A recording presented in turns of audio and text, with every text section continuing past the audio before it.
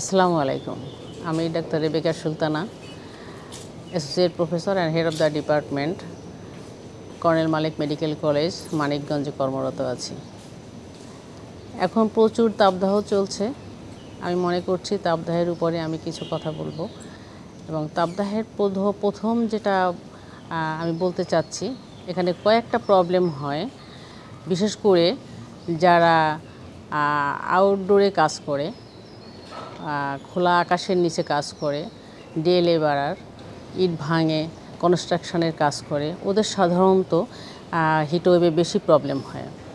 তা এর মধ্যে মেইনলি যেটা এমার্জেন্সি এবং খুব অ্যাকিউট এমার্জেন্সি হয় সেটা হলো হিট স্ট্রোক।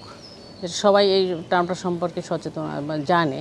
হিট স্ট্রোকটা কি আমি সামান্য একটু বলি।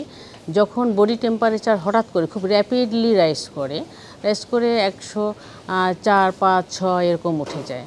104 থেকেই আমরা খুব এটা এমার্জেন্সি মনে করি এবং বাইরের টেম্পারেচারের সাথে এই যে বডি টেম্পারেচারের যে মেকানিজম, সেই মেকানিজমটা ফেইলিওর হয় বলে বাইরের যে টেম্পারেচার থাকে তার সাথে এই যে পেশেন্ট যারা থাকে হিট স্ট্রোকের পেশেন্ট, এরা তখন কোপ আপ করতে পারে না, তারা টেম্পারেচারটা ব্যালেন্স করতে পারে না এবং এর সাথে একটা জিনিস হয়, সোয়েটিং বন্ধ হয়ে যায়। সাধারণত টেম্পারেচার ব্যালেন্স করার জন্য সোয়েটিং একটা ইম্পর্ট্যান্ট ফ্যাক্টর। আমরা যখন কোনো গরমের মধ্যে এক্সপোজার হই তখন দেখা যায় প্রচুর পরিমাণে সোয়েটিং হয়, ঘাম হয়।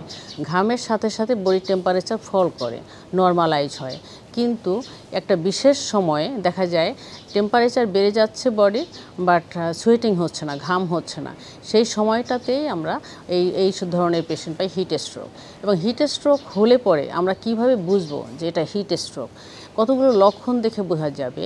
রোগীরা প্রথমেই মাথা ব্যথা বলবে, প্রচুর মাথা ব্যথা, তাদের মাথা ঘুরবে, অনেক সময় আছে অজ্ঞান হয়ে যায় এবং সোয়েটিং কম হবে, অনেক সময় ইউরিন ফর্মেশন কমে যাবে, ইভেন জিরো হয়ে যায় এবং এই ক্ষেত্রে তারা কথা বলাটাও জড়িয়ে যায়।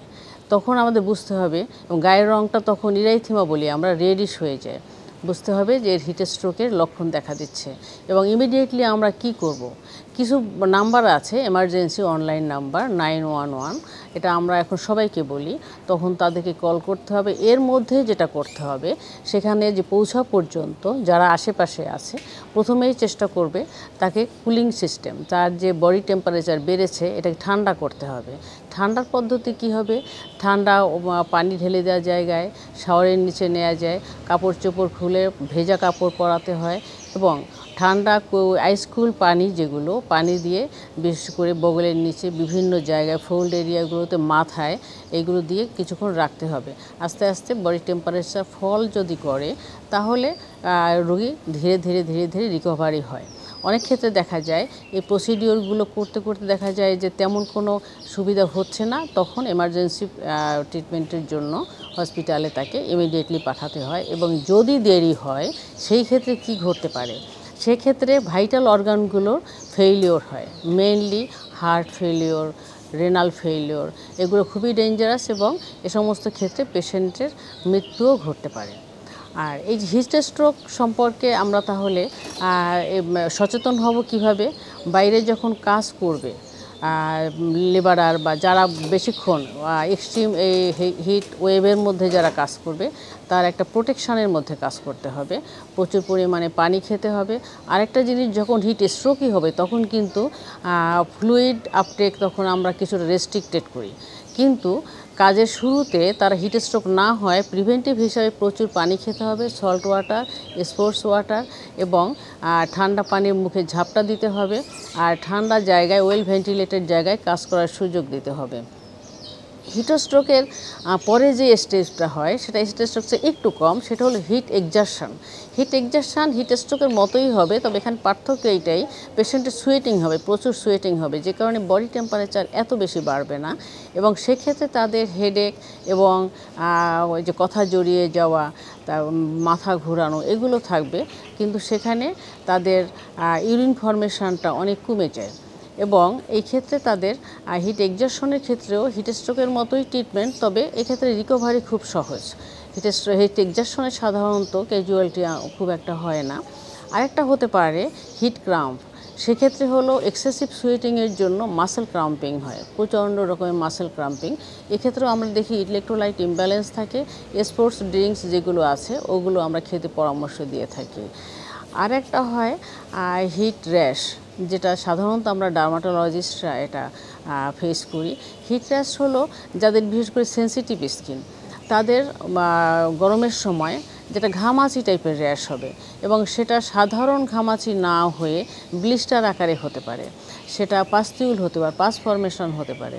লোকালাইজড কিছু এরিয়া যেমন ট্রাঙ্কে, ফেসে, নেকে সাধারণত হয়, কিন্তু এক্সট্রিম লেভেলে হলে সমস্ত গায়ে ছড়িয়ে যেতে পারে। সেই ক্ষেত্রে অনেক সময় মিজেলস বলেও আমরা ধারণা করে থাকি, ভুল হয়ে থাকে। তা এই যে মিলিয়ারিয়া, এটা টার্মটা হলো মিলিয়ারিয়া এবং ঘামাচি, এই ক্ষেত্রেও আমাদের ট্রিটমেন্ট যদি আমরা দেই, ঠান্ডা ওয়েদারে থাকতে বলি, একটু এসির মধ্যে যারা সম্ভব না হয় বাতাসের মধ্যে ওয়েল ভেন্টিলেটেড রুমে থাকবে, কাপড় চোপড়ের ব্যাপারে একটু সচেতন হতে বলি, মেনলি কটনের কাপড় পরতে বলি, আর ঘেমে গেলে বারবার করে একটু স্পঞ্জ করতে বলি, বেশি করে পানি খেতে হবে। আর একটা জিনিস করতে হবে, সেটা হলো কিছু ফর্মুলা আছে, সোপ আছে, যেমন prickly heat soap, prickly heat powder, এই জিনিসগুলো এই সময় খুব ভালো কাজ করে। আর একটা জিনিস হয়, সেটা হলো বিশেষ করে